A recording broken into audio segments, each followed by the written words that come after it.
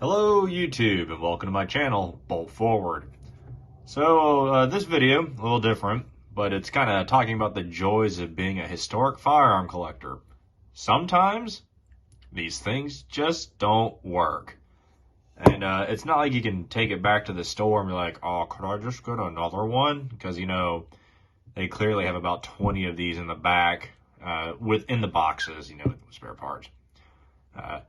This kind of explains, like, sometimes I don't really have the ability to produce videos because I'll buy a gun, go out to shoot it, and you just kind of hear a click and nothing goes off. In this video, for this Mauser here, I was supposed to produce a video on about a month ago when I was visiting a friend, shooting the Mauser 1914, which is the bigger brother of this one. Was only able to get one shot off, and this gun just didn't work. Upon further investigation, I realized that the firing pin spring, or the striker spring, is about an inch too short. So one might ask, you know, well, how did that happen? And this is kind of the joys of collecting old guns. And before the day and age of YouTube and eBay or the internet in general, you actually had a lot of instances where guns would quit working, and at the time, you just kind of had to do the best that you could to fix it. Yeah, I'm sure that's supposed to happen like that. And so if a part broke, you would just kind of see what you could do. Maybe you would clip the end of a spring off, or maybe you would open up another gun and be like, oh, that spring looked close enough. And maybe you were just interested in functionality, so you'd find any spring period and put it in there and try to use that. And if you look here at this spring, you can tell that this probably isn't right. It's missing the cold ends there, and that's really, really short considering the amount of travel this thing has to go in order to, you know, get the firing pin to strike the end of the primer.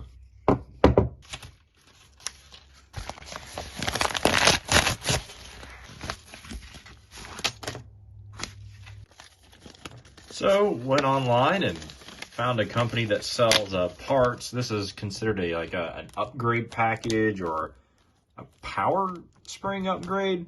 Sometimes these old guns, their springs are completely worn out and they'll just make an entire kit. So let's see here. We need a firing pin striker spring. And well, let's go ahead and compare a new one compared to the one that was in this gun. And you see here, dramatically different. The ends are different.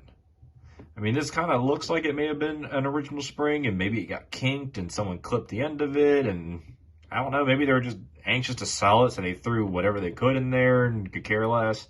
Sometimes with these old guns, you just, if it works, it's fine, and you don't actually go out and test fire. You know, you just make sure the firing pin moves forward and back, and then you throw it in the gun safe. And, you know, just speaking on like a more like a semi-personal term here, you're the collector, you die, your kids come along, they find it, they have no idea what it is, and they just go to a gun store and be like, oh, this was in my grandpa's desk, and the guy goes, I don't know, man, how's $200 sound? And well, you know, the guy at the gun store is not going to sit there and put ammo through it there in the store. And then somebody like me comes along and goes, well, my goodness, that's a Mauser 1910, here's my money. And I'm not about to shoot it in the store, but anyways, new spring.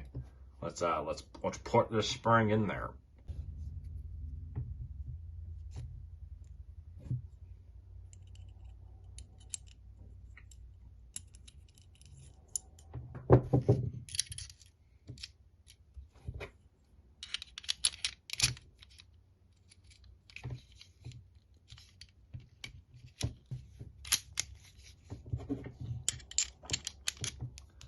All right, because YouTube's kind of weird about the reassembly of guns, I will now put this last part in off screen. Oh, wow, look at that. It just kind of went back together. All right.